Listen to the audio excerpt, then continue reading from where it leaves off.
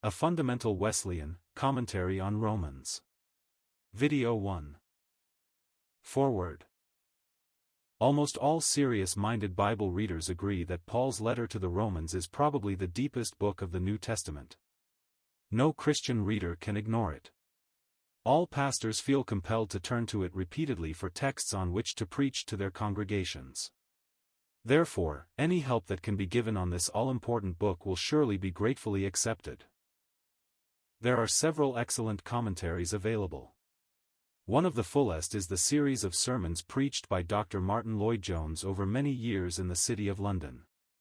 I heard him give many of these, and whilst I did not always agree with him, especially in his sometimes very Calvinistic interpretations, he always held one's interest for about an hour, either on a text or sometimes just a word.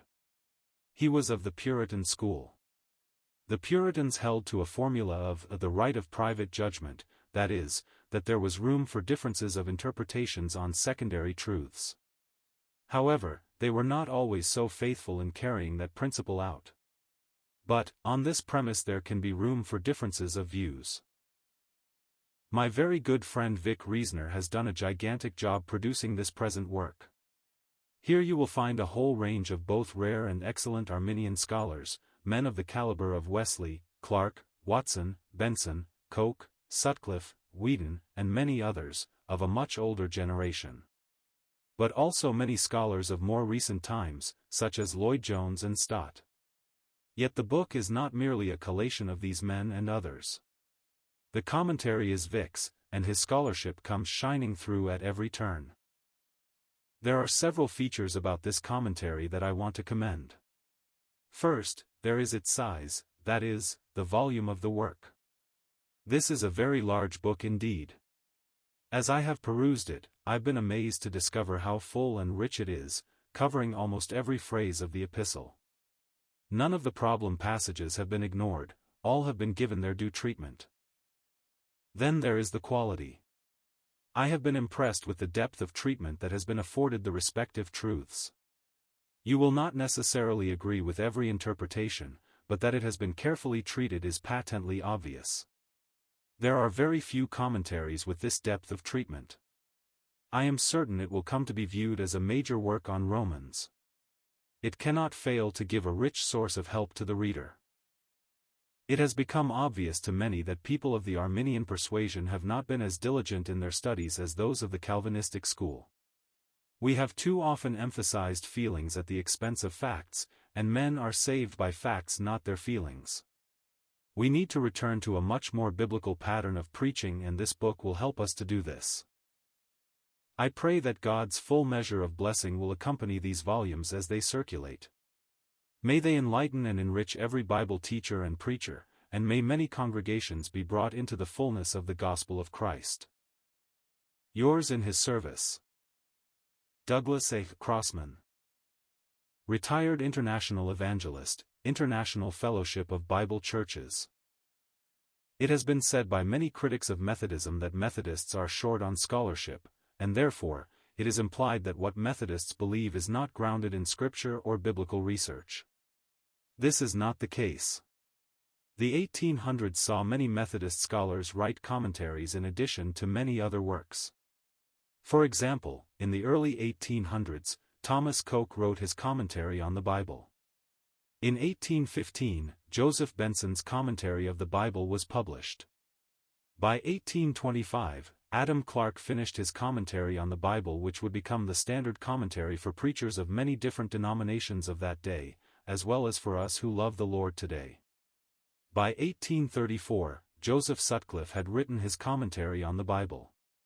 Between 1869 and 1881, T.O. Summers published 6 commentaries on New Testament books. In 1860, Daniel Whedon began a 14-volume set of commentaries on the entire Bible, which was finished in 1907.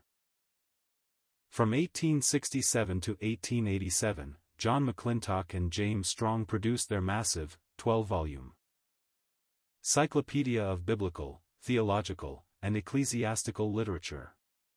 This was the largest theological or biblical encyclopedia ever undertaken by American editors, and they, along with their contributors, all affirmed the full inspiration of the Scriptures. Hence, the 1800s was a very busy time for Bible-believing Methodism and its scholars. However, by the turn of the 1900s, Methodism had sunk into the quagmire of German higher criticism and the humanism of 20th-century evolution. During the 20th century, not much good came from Methodist scholarship, and the vacuum was filled by a resurgence of Calvinism. There were few good commentaries produced that honored the Scriptures and supported the doctrinal particulars that made Methodism the greatest Bible-centered denomination of all. In spite of this, God did not give up on his people called Methodists. Today, that lack of scholarship is changing.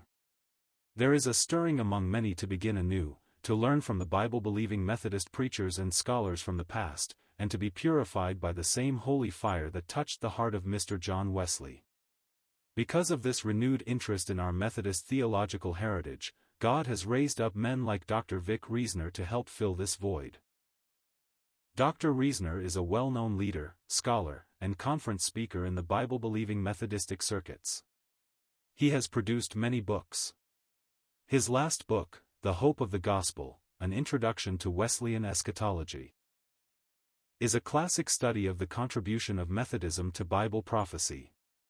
Now, Dr. Reasoner has written the first conservative, analytical, Methodist commentary on Romans since the 19th century.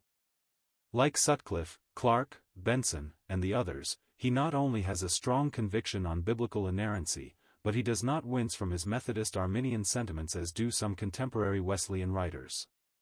As in his former book, Dr. Reasoner is careful to give to us what many of the old-time scholars of Methodism said in both the context of his comments and in his footnotes.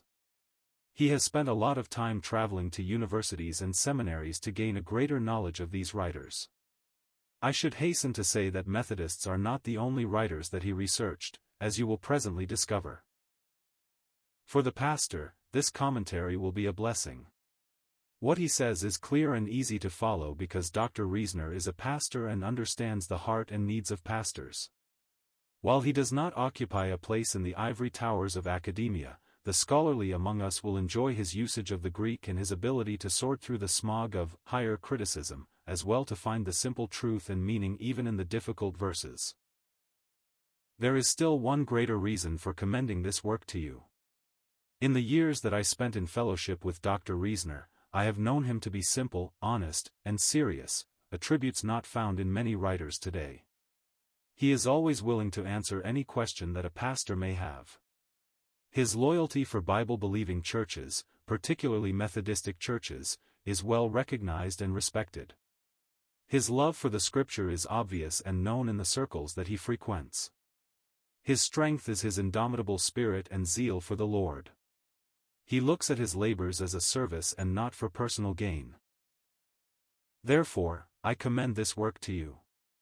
It will be a blessing to you as much as his personal friendship in the labor for Christ's kingdom has been to me. Dennis L. Hartman. Pastor for 35 years. Editor, Independent Methodist Arminian Resource Center.